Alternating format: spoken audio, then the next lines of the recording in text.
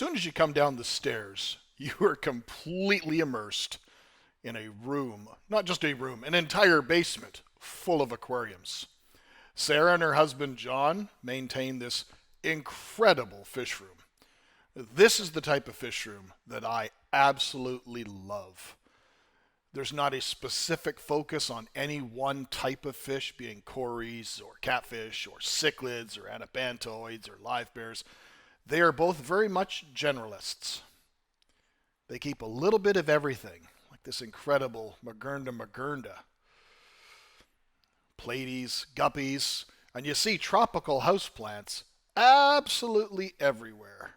I think I just got hit in the area there by one of the dogs. They have 3 incredible dogs as well, who we'll see probably 2 of them later somewhere in this video, and they're all big bully breed dogs. But look at this incredible pond. Like a 300 or 400 gallon pond in their basement, full with lush tropical plants. Every size tank imaginable is here for breeding, rearing fry.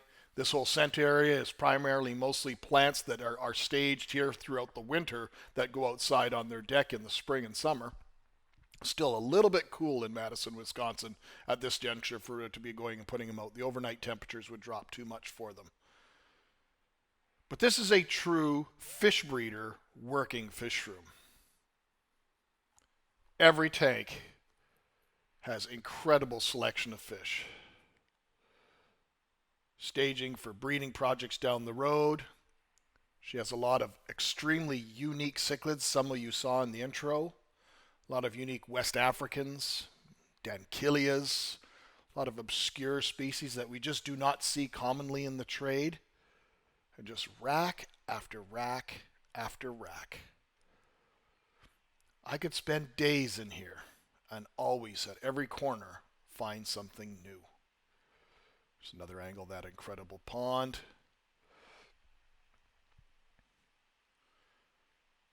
But this fish room had a little bit of everything.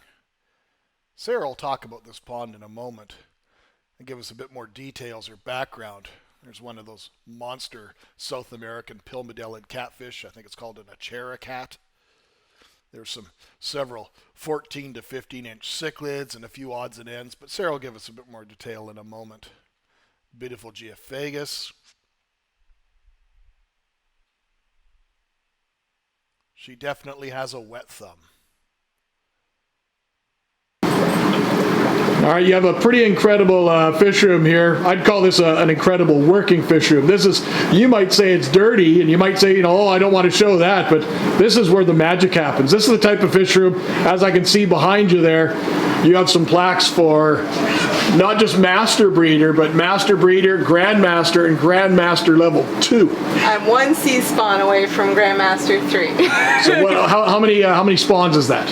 I am not sure. It's a lot. It's a lot. That's enough. That's all we need to know is it's a lot. So what's your passions? What's your main things that you like? I like Buna and Haps mostly, but I'll keep a little of everything. Yeah, you have everything. You have live bears and catfish. It's all interesting. Plants. And I think that is a key to success for getting you to those levels. It's like you do a little bit of everything. Definitely not display tanks, but we keep a lot, collect a lot, and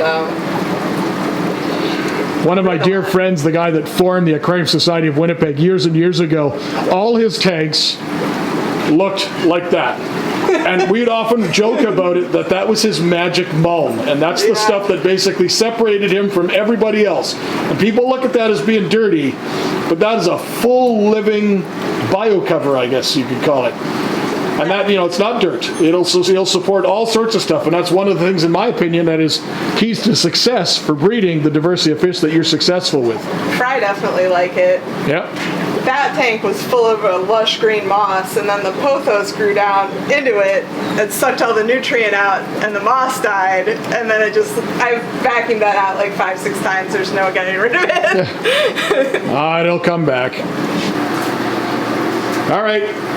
Tell me about this incredible pond, Sarah. This is the first thing we bought. As soon as we closed on the house, we signed the papers. We went and bought a 300-gallon stock tank so we could move some of the big fish from our old house. We had this catfish and some other big guys, and we were trying to move fish tanks. We bought this first before we bought any furniture, before we moved in. We planted it 2 years ago, and the plants have really taken off. Yeah, these are just like patio planter boxes, and you're hanging them off the edge, and like the Monstera and all those type of things, they're just loving it. And it's natural filtration. Yeah, and I don't have to remember to water these. These are the ones that do well.